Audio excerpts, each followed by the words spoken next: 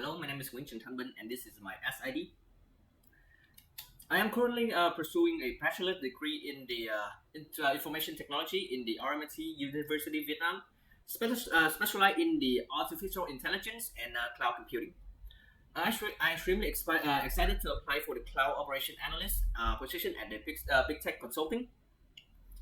Now, what's wrong to the big tech consulting is your focus on equipping the fresher and recent graduate with the essential skill, mindset, and the framework needed to coordinate the IT project and manage a global client relationship. Now, I believe that successful cloud operation require not just a deep architectural configuration, but a strong foundation logical thinking, precise project management, and an articulate client communication. Now, your job is to requirements perfectly match my academic profile and my career objectives. And during my time at RMIT, I have developed a strong foundation in programming, particularly with the Python programming, and I have spent significant time working with the AWS ecosystem through the Cloud Foundation course. I'm also actively expanding my professional credential, currently working toward a AWS Certified Cloud Practitioner certificate, and also the global Google AI Studio, a Google AI Professional, and the Microsoft Azure Fundamental Certificate. I am eager to bring this technical drive combined with the structured approach to the project milestone to the global client-facing team at Big Tech Consulting. Now, moving on to the second question regarding the AWS Elastic Compute Cloud, or EC2 for short. The EC2 provides a scalable, resizable computing capacity in the cloud via the virtual machine called instance. The AWS categorized these instances into 5 primary families, each in the optimized for specific business workloads, which I will allow to tailor the technical solution directly to the client budget and performance requirements. Now, the first is the general purpose instance. These are the balance across compute, memory, and networking resource. They are ideal for the diverse baseline like developer environments and code repository and low traffic web servers. The second instance is the compute optimized instance. These are the engineered for high performance processors, and they are highly efficient for compute and intensive workloads such as the high performance web servers, the scientific modeling and batch processing, also the media transcoding. The next instance is the memory optimized. These are designed to deliver a fast performance for workloads that process the large data sets in memory. They are critical for running high-performance database distributed in memory cache in real-time big data analytics. Now, for the storage options, these are explicitly optimized for workloads requiring high sequential read and write access to a large database on the local storage. They are best suited for data warehouse, the relational or NoSQL database, and distributed file system. The last instance is the accelerated computing. These utilize hardware accelerators or processors such as the GPU or the FPGAs. They are ideal for the graphic processing, the data pattern matching, and the training artificial intelligence and machine learning models. Now, understand these structural options allow the cloud operation analyst to accurately determine the optimal infrastructure footprint, maximizing efficiency while keeping the total cost of ownership low for the client. Now, the third question asks how to set up the CloudFront AWS Elastic Block Store, or EBS for short. To answer this accurately from an architectural perspective, it is critical to clarify on how these two services interface because the CloudFront cannot directly pull data from the EBS volume as a native origin. First, the CloudFront is a content delivery network, or CDN. It is designed to cache the content globally at the edge location to reduce the latencies. It requires HTTP and HTTPS endpoint to as an origin, such as the S3 buckets, the Elastic load balancers, or the active web server running the EC2 instance. On the other hand, the EBS provides a block level storage volume designed with a single EC2 instance, behaving like a raw physical hard drive. Now, therefore, to serve a content stored in the ABS volume control through the CloudFront, we implement the following operational framework. First, we mount the volume, attach and mount the ABS volume containing web access into the active EC2 instance. Now, second is configuring the web server. Run an HTTP web server such as Apache, NGX, Nginx, and the PHP application environment.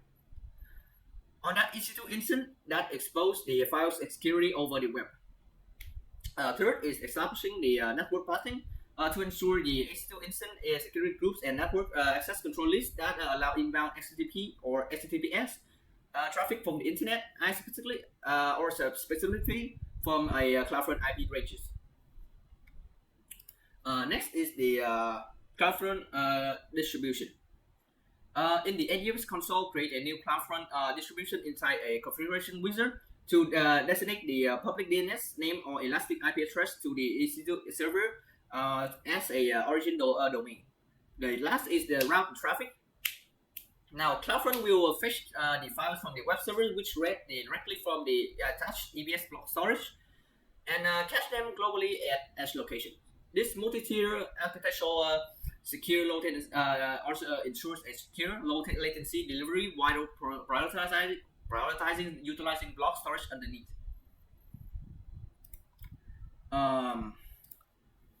The fourth question touches on how the National Australia Bank, or NAB for short, the data engineering webinar relates and contribute to my learning of cloud computing. The NAB webinar serves as an invaluable real-world case study that bridges the gap between classroom theory and enterprise-scale operation. At RMIT, we learned that core technical operation of cloud building block, such as a custom VPC, configuring subnets, and deploying isolated data instance. However, seeing how the major global institutions like NAB utilize cloud computing reveals a immense scale and a security rigor and architectural complexity required in the production. Now, first, the webinar underscore a absolute critical nature of the data architecture, governance, and cloud security within the high regulated industry. It highlights widespread on the routing stable routing rules, robust identity, and the access management policy, and through the multi-availability zone failover mechanism that are mandatory and not optional. Secondly, it illustrates the transition from the monolithic data warehouse to a modern decoupled and cloud-native data pipelines. This aligns perfectly with the principle of separating core analytic domains from the present-day layers, which have been practiced using the MVC frameworks and the unified modeling language pathway. Ultimately, the NAB webinars demonstrate that cloud computing is not just a IT infrastructure choice, but it's an organizational strategy used to solve a complex client problems. Process massively analytical data swiftly, and drive business value. It gives me an industry alignment benchmark to ensure that my engineering approach match the strict standards expected by the global consulting firm. Now, for the last question, I will finally to describe and reflect upon my cloud computing directed learning activity and its outputs. For this project, I acted as a cloud infrastructure project analyst to design and deploy a highly reliable dual-site cloud architecture using the Amazon Web Service. My primary technical objective is to build a secure, resilient custom VPC infrastructure across multiple availability zones, and I executed this through a structured 5-week project timeline. The first week, I focused on the foundational pathing and designing the precise CIDR block and dividing the network into a public and private subnets, and mapping through all the route tables.